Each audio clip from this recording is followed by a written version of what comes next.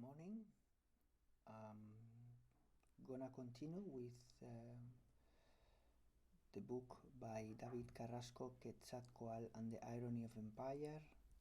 I previously talked about this book. Just continue with the second video related to it.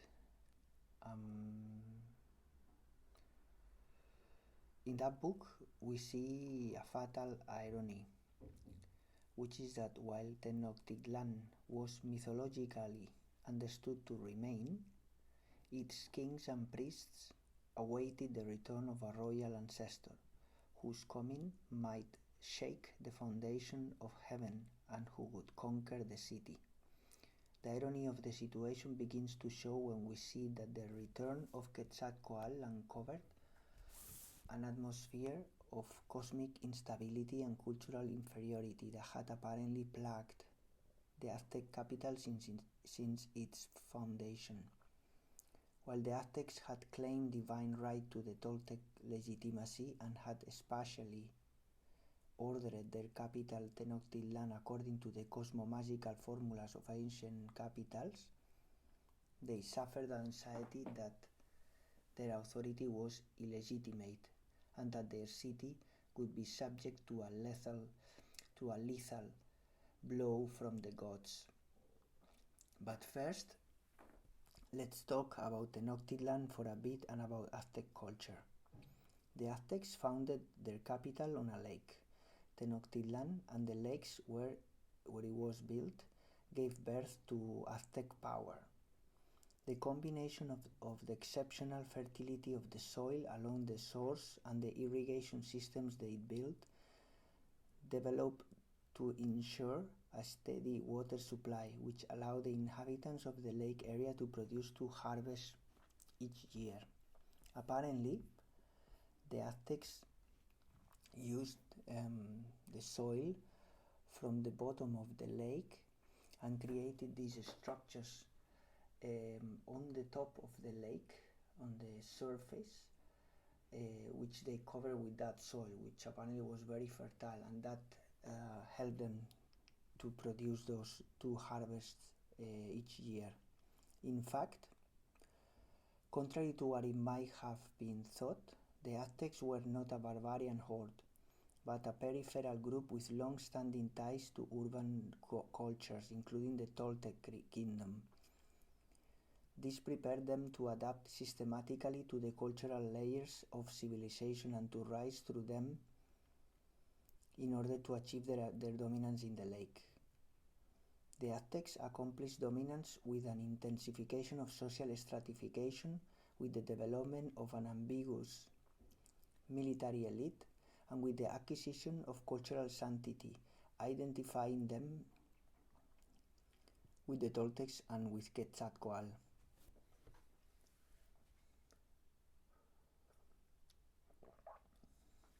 The history of the Aztecs is based on myth, so it is difficult to know, but it seems that they possessed a radically different lifestyle and religious systems. In the lake area, the Aztecs got close to the powerful city of Azcapotzalco, with ties to Teotihuacan and Tutoyan, symbols of Toltec culture.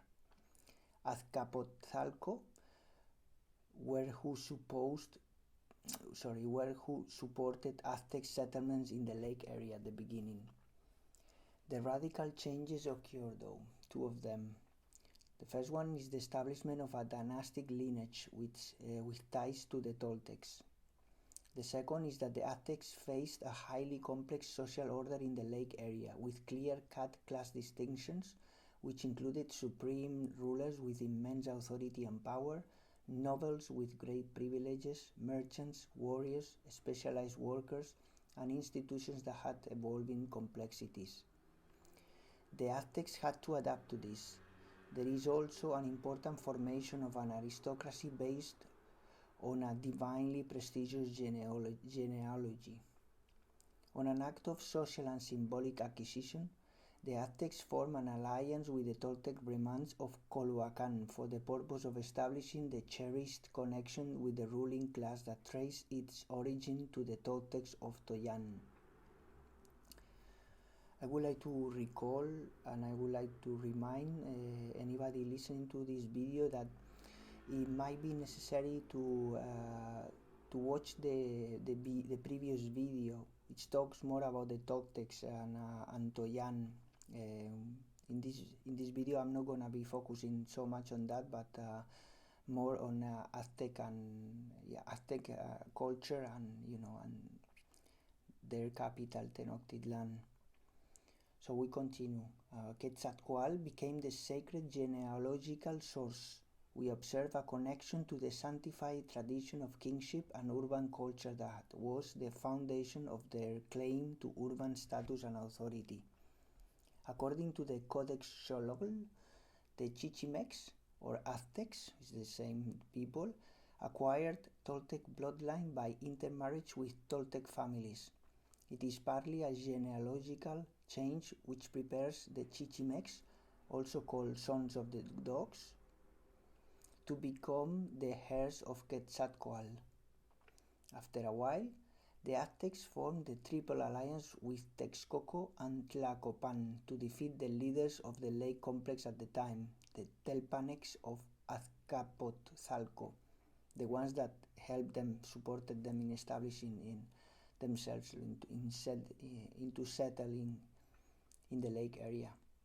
This brought a new military aristocracy that, together with the hereditary aristocracy, became pillars in Aztec society. It seems that the Aztecs felt immensely inferior and strove to construct a city, a myth, and destiny in order to impress and intimidate others and to legitimate themselves. The myth of Tenochtitlan's foundation and the birth of the god Huitzilopochtli serve as primordial models for ritual construction and celebration.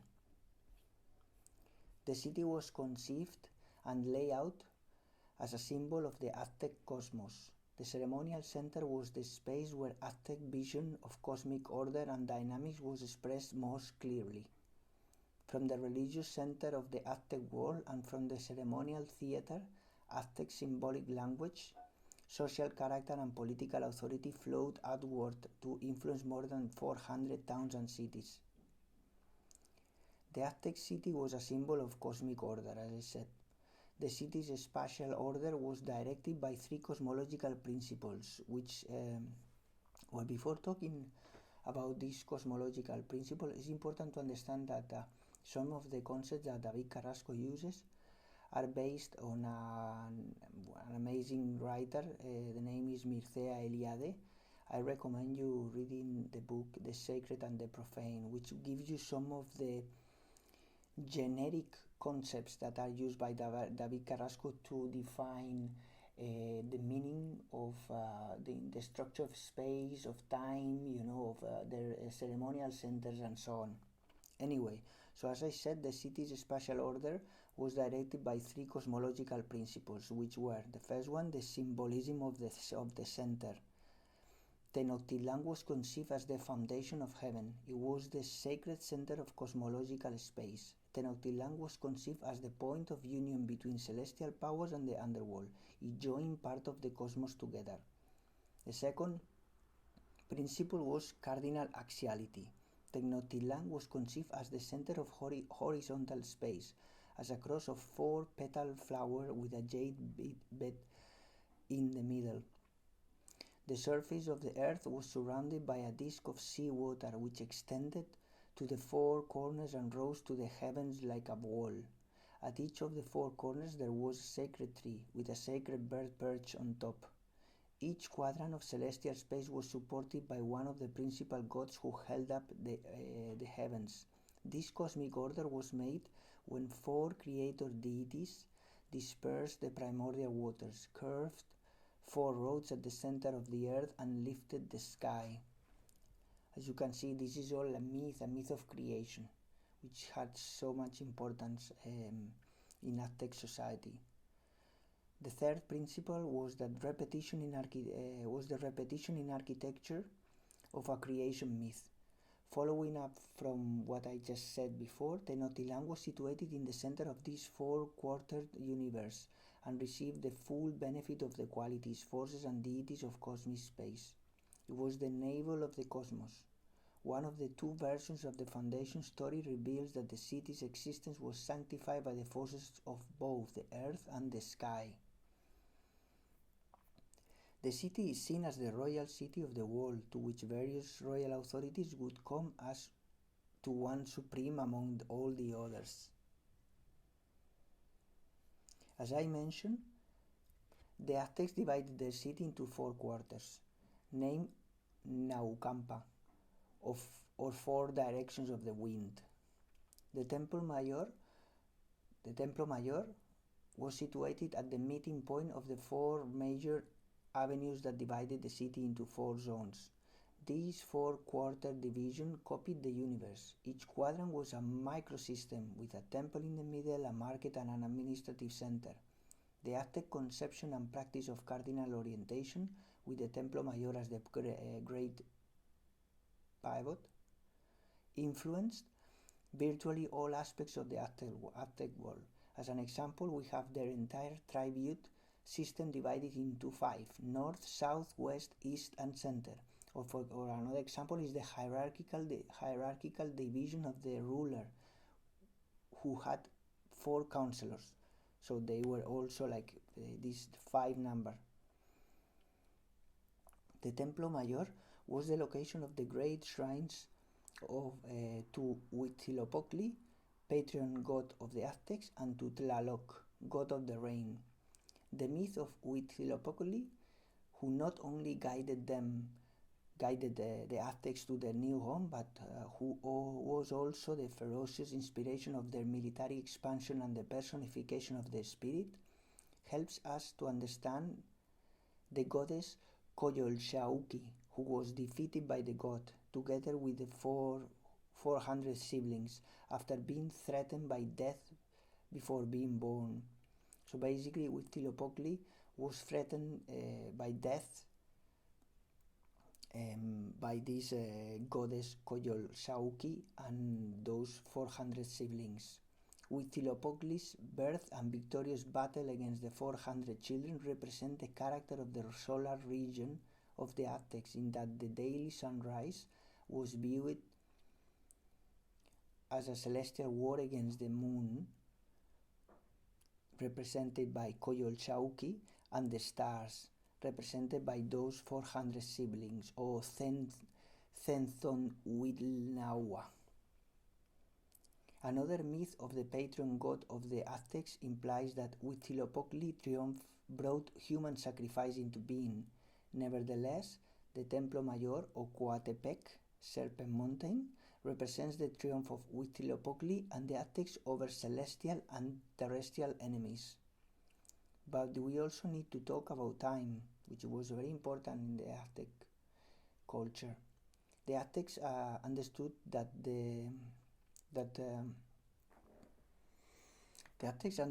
we're in the age of the center. Tenochtitlan was a time factor city, a city whose character and influence could be understood in relation to the grandiose story of its destiny and mission, encoded into the great calendar stone, La Piedra del Sol. The Aztecs came to identify their own cosmic city, the fifth sun, with their national destiny. Again, I have discussed about the fifth sun era in my previous video. They had a conception of cosmic destiny. The myth tells of a story of repeated creations and destructions of the cosmos, which functioned as a dynamically structured paradigm for the organization of Aztec life. This myth communicates the conviction that universal change is abrupt, total, destructive, and inevitable. There were two cosmogonies. The first one tells of time as endless series of cosmic destructions, a repetition of the archetype of cosmic collapse, which repeats 4 times. So there are 4 eras, and 4 eras ending up on a catastrophe, on a cosmic collapse, as I said. Then we had the fifth sun, which had a unique internal structure, the age of the center, when the energies and characteristics of each of the previous ages were internalized within the fifth age. The fifth age, an ultimate sun, it was conceived as if was no longer subject to the great law of continuous change through destructive catastrophe. So to sum up, the Aztec city was conceived as the center of universal space and time. Now let's talk about the divine. Quetzalcoatl appears as a multifaceted deity. He appears as influencing the populace, the priesthood, kingship, and the city itself. There is a tie between Quetzalcoatl and Huitzilopochtli as archetypal patron of a city and the patron of the Aztec city. As a god and god-man, Quetzalcoatl created parts of the cosmos and culture. In fact, Quetzalcoatl was the archetype for the highest priestly orders. In Tenochtitlan, there were two supreme Quetzalcoatl priests, one in charge of rituals at Tlaloc's temple and the other in charge of rituals at the shrine of Huitzilopochtli. These high priests had control over the transmission of sacred knowledge and over the large-scale construction of ceremonial precincts. They were very important. They were in charge of the complex esoteric religious wisdom which they enlarged upon and taught to all the leaders of their communities. The mythical systems, symbols, rhetoric, dogma, and moral and cosmological teachings were in their care. Topiltzin Quetzalcoatl was in fact considered patron of the Calmecacs, which were the schools of learning in Aztec times. Quetzalcoatl was the patron of the ruling lineage of Tenochtitlan. The deity was also important to the Aztecs because provided a cultural root paradigm for the elites in the sanctification and expansion of their city and religion. Quetzalcoatl's power stemmed from his metaphorical character as the sovereign who manifested the maximal expression of the sacred. The Quetzalcoatl tradition provides a model which is an example also of the weakness inherent in Toltec sovereignty, and which also functions as a model for the abdication of kingship. Toyan comes to an end with Tezcatlipoca antagonist, a sorcerer, who organizes a movement against Quetzalcoatl. The issue goes around human sacrifice, which Topiltzin abolished. Then, through a series of tricks and magical deceptions, Topiltzin becomes drunk and unconscious, sleeps with his sister, committing an obvious incestuous act, especially because he was himself a priest, and wakes up from his unconscious heartbroken, having realized that his authority has been betrayed. He then leaves Toyan and the city falls. That's the myth about the fall of Toyan and also about the leaving of Quetzalcoatl god from Toyan. The instability of order appears at two levels. At the level of the ruler, we see that while Quetzalcoatl reigns over a period of political integration, human creativity, and cosmic harmony, the destiny of vows, confusion of identity, the disgrace of kingship, and trickery by an enemy are suffered by the king. Toyan also falls because Quetzalcoatl loses not only his piety, but also his sense of authority, which means that at the cosmological level there is also this disintegration. It is also important to mention the importance of the center and the periphery and its influence on the Templo Mayor. Recent excavating discoveries at the Templo Mayor revealed that the shrine's history and symbolism reflect the struggles that went on between the center and the periphery in the Aztec Empire. The Templo Mayor was the material expression of Aztec religious thought and the symbolic instrument for the collection and redistribution of wealth and goods from all over the empire. The city's prestige and wealth depended to a large degree on these enormous amounts of tribute payments, which flowed into the capital and ensured economic superiority for the royal house, the nobles, and for the common citizens also. Buried offerings found in the Great Temple demonstrate the Aztec desire to incorporate the powers from the ages of their wall into the sacred shrine. This integration of the peripheral places is elaborated in one of the most stunning discoveries to date, the offering of more than 200 finely curved masks in one burial in front of Tlaloc's shrine. So it was an influence that was going from the center into the periphery, but also the periphery was influencing the center. Nevertheless, plagued by a sense of illegitimacy and cultural inferiority, the Aztecs made and strenuous efforts to encapsulate the sanctified traditions of the past into their shrine. This is reflected in the fact that the Templo Mayor was a twin temple, a form invented by the Aztecs and their contemporaries. Previous cultures they did not have two shrines in the same temple. The Templo Mayor supported a great shrine to Tlaloc and another to Huitzilopochtli. Tlaloc's presence represents the great forces of water and moisture, which were absolutely critical for agricultural conditions of the lake and surrounding lands. Tlaloc was also the ancient god of the land who had sustained the great capitals of pre-Aztec Mexico. He represented a prior structure of reality in a cultural and supernatural sense. He had given permission to the Aztecs to settle in the lake, and therefore he was the indigenous deity who adopted the newcomers. As a means of legitimating the shrine and city, the Aztecs were forced to integrate the great supernatural and cultural activity of the past into the Templo Mayor. Tlaloc was also the patron of the peasants, ensuring fertility of their fields and the continuity of the work each year and over generations. His position in the Templo Mayor also represents the integration of peasants' religion into the Aztec state shrine.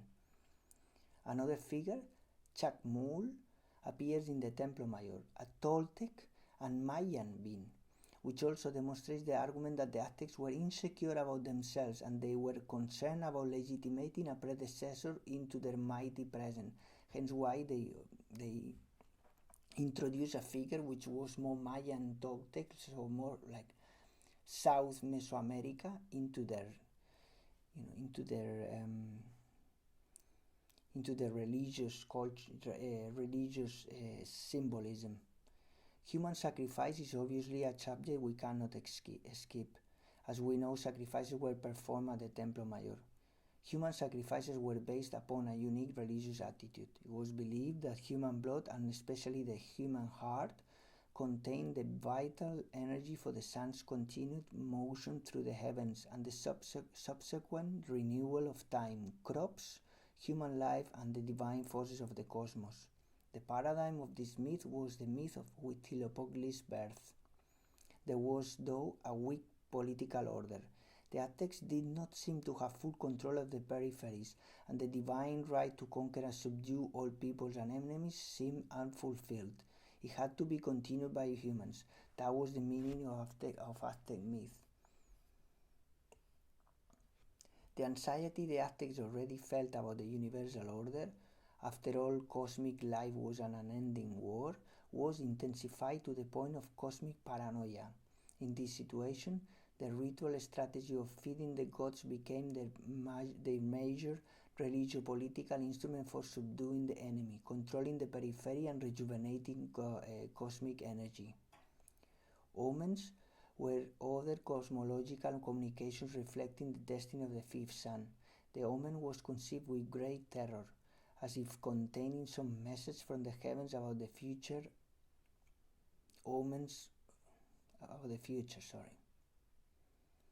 Omens were a cosmo-magical consciousness which interpreted and sustained the ancient Mexican sense of order. In Sahagún's texts appear omens as messages of destruction, reversal, the end of an empire. In one of the omens, the axis mundi of the Aztec ceremonial center is mysteriously ignited and destroyed, On it appears the temple of Huitzilopochtli burning. In total, there were found 8 omens, some related to weather conditions, others to terrible events related to the earth. All were taken seriously and as prophetic signs. We are coming now to the last part of this talk, in which we will focus on the return of Quetzalcoatl, a mythic drama inherited by the Aztecs from Toyan and interpreted by the Aztecs on the arrival of Cortés and the Spaniards. The social transformation usually called the conquest of Mexico was initiated by the abdication of sovereignty on the part of the king, a collapse which ironically repeats the design of Tenochtitlan's political paradigm, which was Toyan.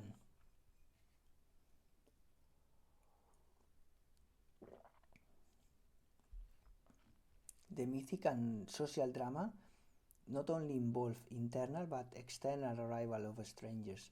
The return of Quetzalcoatl is an episode of tension eruption, telling of the break of the apex of the Aztec social structure. It is clear that Quetzalcoatl's reign, failure, disappearance, and promise to return was implied in Sahagún's writings, which helps us to understand Aztec's interpretation of it.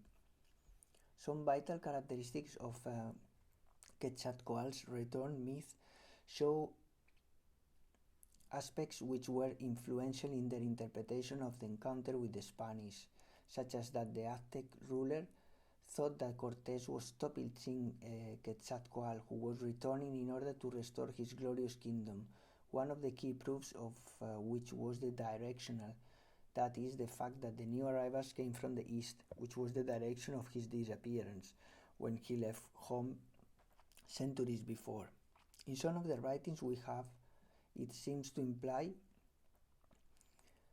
Moctezuma's fear of Cortés' arrival. Some believe that Moctezuma even became the guardian of the returned king. The Aztec ruler seems to go through an emotional and political crisis. He even flees to a magical cave where he believes he could pass into the supernatural world. This dramatic scenario, in which myth seems to happen at the return of Quetzalcoatl, seems to be represented by the Spanish arrivals, might have turned everything into a dramatic crisis. Moctezuma's torment, the panic of Tenochtitlan's citizens, the signs of the heavens, and the relocation of the royal residence reflect such a deep sense of disorder in the Aztec Empire, a disorder that might have resulted into a chaotic situation. What might have happened is the collapse of the indigenous structure of sovereignty, fallen under the weight of the mythic force embodied in the ironic return of Quetzalcoatl. It seems contradictory, but the mythic force came upon the Aztecs from a primordial tradition which they thought could be utilized to support and legitimate their throne. At the end, what David Carrasco seem to have implied in this book is that a prophecy that succeeds for some time brought another end to another Toyan city, in this case Tenochtitlan. A myth that had repeated before in other towns like Teotihuacan or Chichen Itza, for example. At the end, what we can extract from David Carrasco's writings are few ideas. One of them is that Quetzalcoatl and the Great Temple are symbols of authority and sovereignty. The myth of the divine god, with rise, creativity, defeat, and life, and the city of Toyan are both archetypal models for the Nahual and Aztec world. Another idea is the need by the Aztecs for an ancestral origin that brought sovereignty to be in power, and finally the uses of Toyan's myth and of Quetzalcoatl's myth as archetypal models to build their legitimacy for reign. A myth that brought a dramatic end to the Aztec Empire, as an irony of an empire. Myth brought success, but also brought defeat. And with this, I finish my talk about Quetzalcoatl and the Irony of Empire, book by David Carrasco. I hope you enjoyed.